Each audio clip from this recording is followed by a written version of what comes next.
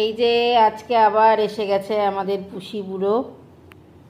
পুষি বুড়ো মোটে আমাকে ছাড়া থাকবেই না, সারাদিন সে আমার সঙ্গে থাকতে পছন্দ করে, কেন জানি না। এত বকুদি, তারপরেও তার আমার সঙ্গে থাকতে হবে। এগুলিই হয়তো নিঃস্বার্থ ভালোবাসা। এখনের দিনে এদের মতন ভালো বন্ধু আর মনে হয় কেউ হতে পারে না।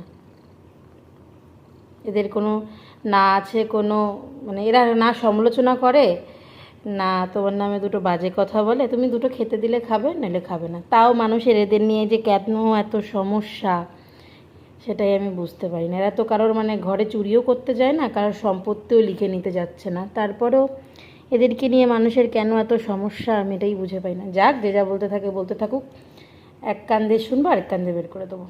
সবথেকে ভালো কথা শোনারই দরকার নেই। তো আমাদের বাড়ির সবাই কিন্তু এদেরকে খুব ভালোবাসে, বিশেষ করে আমার মা, বড়মশাই, বাবা, এরাও প্রচণ্ড ভালোবাসে, খুব ভালোবাসে। আর এমন একটা মিষ্টি জিনিস ভালো না বেশে থাকা যায়?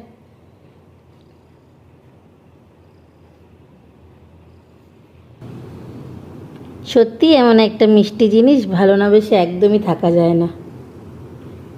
প্রতিনিয়ত আমাকে সঙ্গ দেয়, আমার সঙ্গে থাকে, আমার সঙ্গে অনেক অনেক গল্প করে। আমি রাতে যখন মানে ঘুম ভেঙে উঠি তখন দেখি দরজার সামনে বসে আছে।